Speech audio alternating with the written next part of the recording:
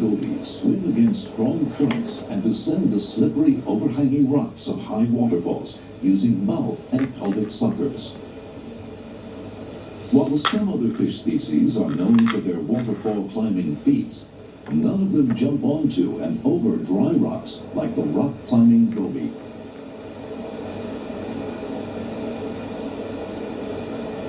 What is it that drives rock climbing goby to fight their way upstream over waterfalls and dry rocks?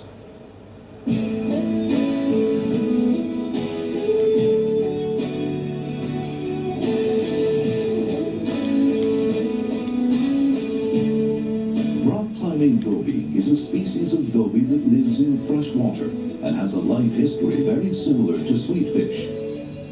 After laying eggs downstream, the young fish hatch and make a straight line for the ocean where they spend the winter. The ecology of these young fish living out at sea is not yet fully understood. It is assumed that they feed off animal plankton around the sand spits at the river mouth.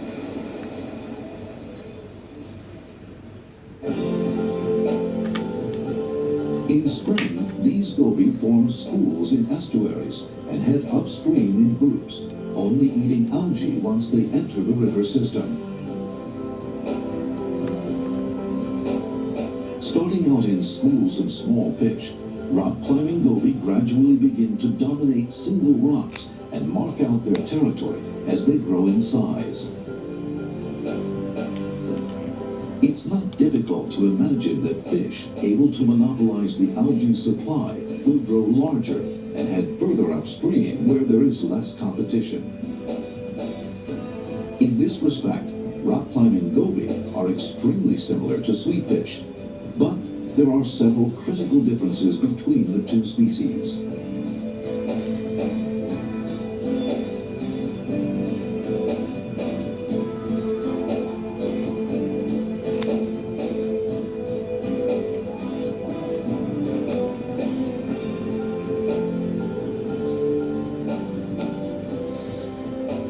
Sweetfish are annual fish that only live for 1 year. After heading upstream in search of algae, they go back downstream to lay their eggs in autumn, unlike rock climbing goby that breed in early summer. Rock climbing goby are thought to have a lifespan of 5 to 6 years. After the long winter, they head back to the same area to lay eggs around the same time young fish head upstream. Rock climbing goby are destined to head back downstream after fighting their way against the current and over high waterfalls.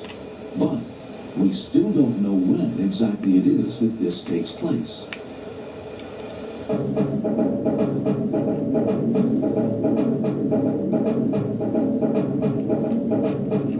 Some species of rhinogobius, a member of the goby family, are also known for waterfall climbing. Rhinogobius is still the subject of classification, but it is believed that waterfall climbing species, such as the Rhinogobius flumineus, most likely lay eggs upstream where there are fewer fish in order to reduce the risk of their eggs being eaten.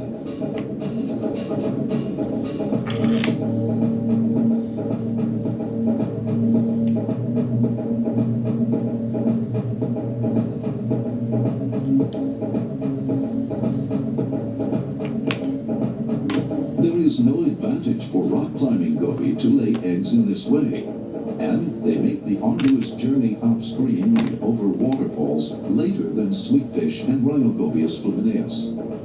It would seem that rock climbing goby use their sense of smell to detect algae upstream, or have a lateral line with which they detect minute increases in water temperature that trigger their exodus upstream. Unfortunately, neither theory has yet been proven.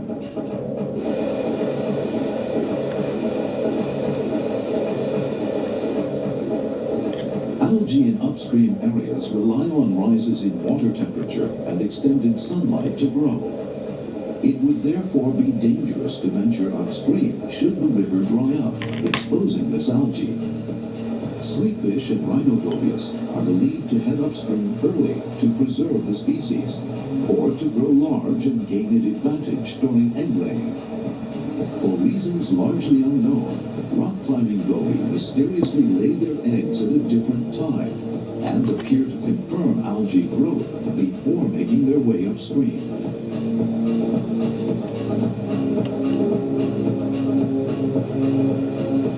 Rock climbing goby are widespread on the Pacific side of Japan south of the Kanto region.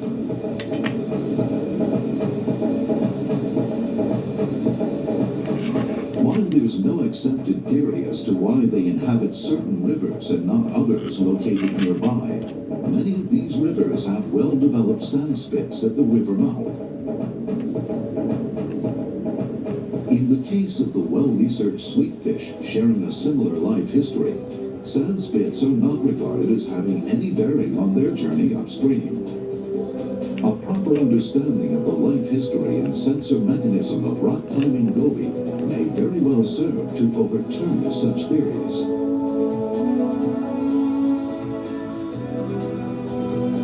Humans do not have such refined sensors with which to measure the natural world.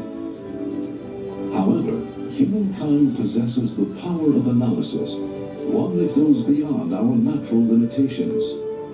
The protection of this diverse and beautiful Earth through the analysis of nature is a mission that has been entrusted to humankind.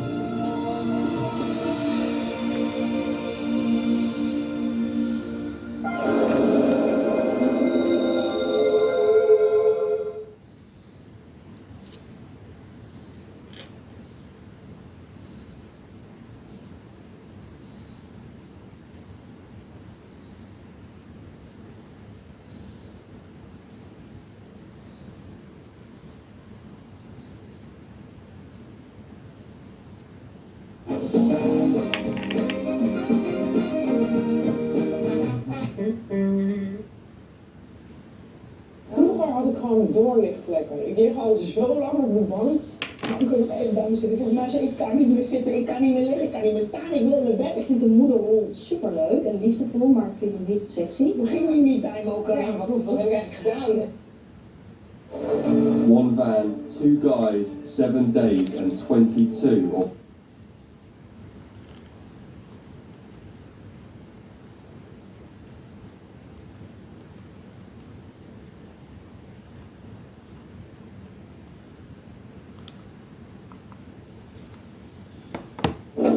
Hello everybody, it's your friendly fishmonger, Dan from dansfish.com, and today I'm going to talk about a cute little goby. They're a ton of fun, they're awesome. It's the white-cheeked goby. The scientific name is Rhinogobius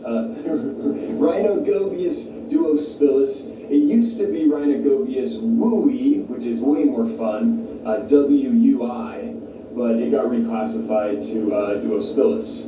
So that's the goby we're going to talk about. Now, I'm pretty sure that's the species that I have here, but there are a lot of Rhinogobius species, and a lot of them look very similar, and I'm not a taxonomist, so I'm not quite sure for certain that that's the species, but that's the one that supposedly we usually get in the pet trade. They come out of China and Vietnam, and they come from a more temperate climate. It's less tropical where they come from, so they don't mind the temperatures cooler. In fact, they don't like the temperatures very warm. Once you get up to about 80 degrees or so, they can maybe get a little bit uncomfortable. They need high oxygen content in the water. They come from really fast-flowing rivers. Anyway, I'm rambling. Let me show you the fish, because that's what we're here for, and I'll talk about them while you're looking at the fish, because they're a lot cuter than I am. All right, here they are, the white-cheeked gobies. One of my favorite fish. They're always clowning around. They have interesting behavior. They're just really fun to watch. I can watch them for hours. A lot of fish that we have are beautiful, and they swim back and forth in the tank, and that's very calming. But I think adding a fish like this adds an element of personality, an element of interesting behavior that when I get tired of just watching pretty fish swim back and forth, I can get closer to the tank and watch these guys and focus in on behavior. And they don't have a lot of really bright, gaudy colors, but they get these interesting patterns on them and these interesting color combinations. Males will get these bright white cheeks and bright white throat areas, and on those are these red veins, like these bright red stripes that accentuate that. And when they are wanting to, they'll flare that float out really big, and those bright red stripes will just pop out. And that's how they tell a female, hey, I'm a stud, come over here, this is my little spawning cave. Or how they tell a rival male, hey, get out of my territory, this is mine. So they use it for dominance behavior, they use it for display. See, there he goes. They use it for territory behavior and for spawning behavior. So, really interesting fish, I think. Now, these guys, as I mentioned, they come from areas that are subtropical. They like it a little cooler. And that's important to keep in mind when you set up their aquarium. They'll be fine in an unheated aquarium in a house, and they don't like it real hot. One thing about keeping these guys is if you do put them in an aquarium with other fish, something to keep in mind is they aren't super fast to the food. So if you put them in with a big group of tetras or barbs or something, they could get out-competed with the food. So I would put them in with either something that's a little slower moving, or a type of fish that generally stays at the top, like an Aplochilus killifish or something like that, so that they don't get out-competed. Because if you put them in with really fast fish, then they won't get to the food in time. And speaking of food, something to be aware of is these guys don't eat flake food, they don't eat pellet food, at least I've never gotten them to. They like frozen food. I have no problem feeding them, say, frozen brine shrimp, frozen bloodworms, and their favorite is frozen mysis. I use the small freshwater Canadian mysis shrimp. I think it's PE mysis is the brand I'm using, and they like those a lot. They'll also eat live food, obviously like blackworms that are in the tank right now, and also baby brine shrimp. I give them sometimes too. So a nice mix of live and frozen foods is a requirement for these guys. So don't get them unless you have the ability and the willingness to do that. So live food, cooler temperatures. Now, getting a group of these guys is fine. They display a lot. They don't really harm each other. Here's the fin of the fish, the head of the fish, as long as the fin of the fish, the side fin, the tail of the fish. And a lot of little This, I don't know what it is also out of the fish. And this is all that's left of the fish fillet. If you keep them in a tiny tank together, more than one male in a tiny tank, and there's nowhere for the subdominant males to get away, then you could have some problems. But I've always kept them in the tanks big enough for them to get away from each other.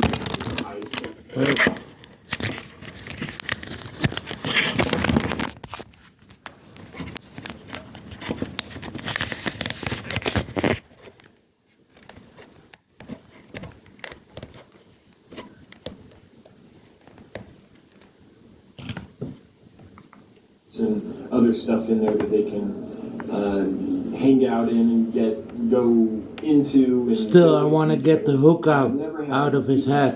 Fin that I've noticed. So they're peaceful. They're fine with each other. Just make sure that you give them a chance to get away, so you don't have a problem. They're tons of fun when they're like their fins all erect and they're all spreading their cheeks out. They're awesome. So these guys have fused pelvic fins, so they can use it as like a suction cup, and they'll suck on the glass and stick there. They'll stick on rocks and things like that, and that's an adaptation for these kind of swift-flowing rivers they come from, so that they can stick onto the rocks so they don't get swept away by the current. Now, that's important to keep in mind when you have this fish, because fish that come from flowing current need a couple things. They generally don't like the temperatures high because in a fast flowing current there's a lot of evaporation and that cools the water. So they don't like high temperatures in general, I'm speaking broadly. And they also need a high dissolved oxygen content. Swiftly flowing streams and rivers and things, there's a lot of churn, and so they dissolve a lot of oxygen. So what that means is you can't have a whole lot of organic waste in the water. I don't have a power head in this tank or anything like that. I just have my standard sponge filter and a box filter. They're both air driven.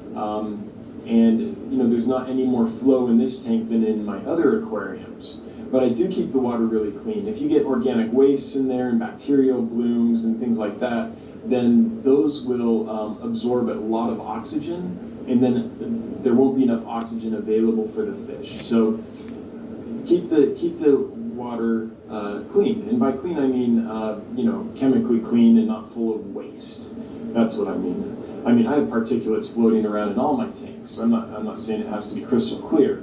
I'm just saying not a lot of decomposing waste or chemicals.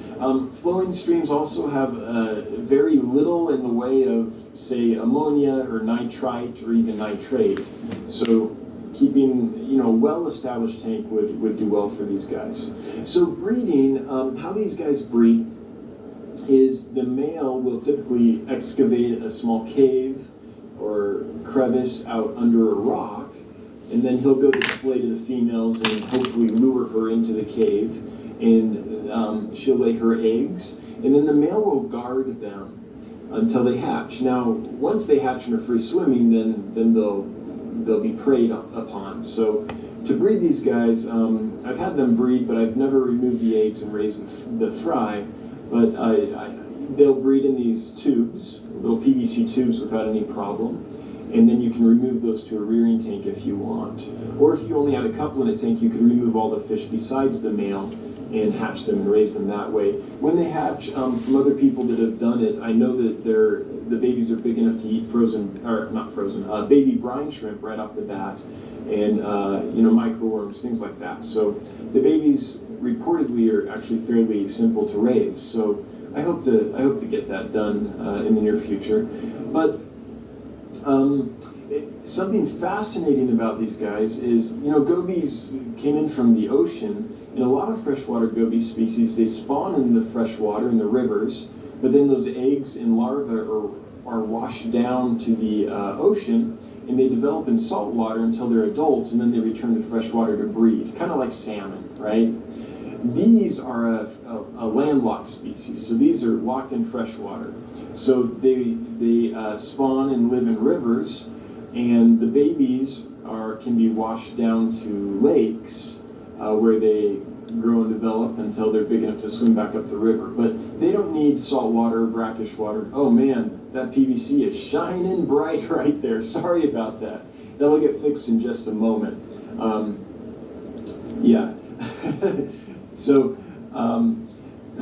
So they don't need salt water or brackish water to breed like a lot of goby species. So you can breed these entirely in fresh water, which is really cool. It makes it a lot easier. Let's see, what else about these guys? One thing about the Duospilus complex is there's at least 8 species in that. They all look very similar, so you can never quite be sure what you have. So calling them white cheek gobies might be the best way to go, because these could be Duospilus, or they could be one of the at least 7 other species, and there's more species being described all the time. So just keep that in mind, unless it's like a taxonomist or ichthyologist telling you exactly what you have. You're probably not going to know which species you have. But it doesn't really matter. They're all really cool. Now, something else is size. These guys don't get much bigger than 2 inches. That's about the max. There are other rhinogobius species that get bigger. I have a friend in Los Angeles. His name's Stan Sung. I was at his house when I saw my first rhinogobius several years ago, and he had them in a large tank. I think it was 125 gallon, 120 gallon, something like that, 200 gallon, I don't know. He has big tanks, they're awesome. And it was a different species of Rhino Gobius. I don't know which one it was. It might have been, I think it's Zua or something, the one that starts with a Z. It's really pretty, but I'm not sure exactly what it was. But that sucker was at least 3 inches. It was big and it was gorgeous. But the white-cheeked gobies, the ones I have for sale, are, they're going to max out at about 2 inches. So keep that in mind when you're pairing them with tank mates. Anyways, I think they're, again, endless fun. Just really interesting behavior. They're always displaying with each other. They're always checking each other out. They're always kind of testing the boundaries of each other's territories and flaring and clinging to stuff. They'll cling to the sides of the aquarium and all that. So I love this fish, and if you've never tried them, if you can get a hold of some, give them a crack. They're worth it. Well, I hope you liked that species profile on the white-cheeked goby, Rhinogobius duospilus. One of my favorite gobies. I've kept them a long time. I have yet to raise fry from them. That's something that's on my list to do. So I'm hoping that I'll be able to get them spawning and raise some babies. I haven't done it yet. I've got them spawning, but I've never raised babies before because I've never taken the time to kind of separate them and hatch the eggs and do all that. But I hope to do that this time around. Anyway, they're a great little goby. You can find them at dansfish.com. If you have questions about them or about anything fishy related, please leave a comment down below. I'm happy to answer the questions. I like a nice discussion, and I like talking with you guys. So anyway, until next time, I'll see you.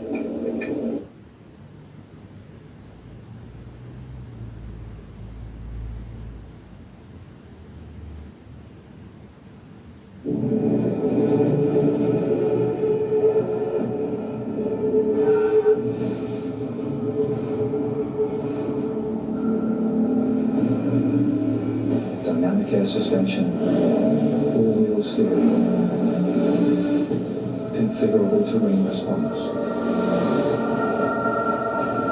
effortless in the extreme.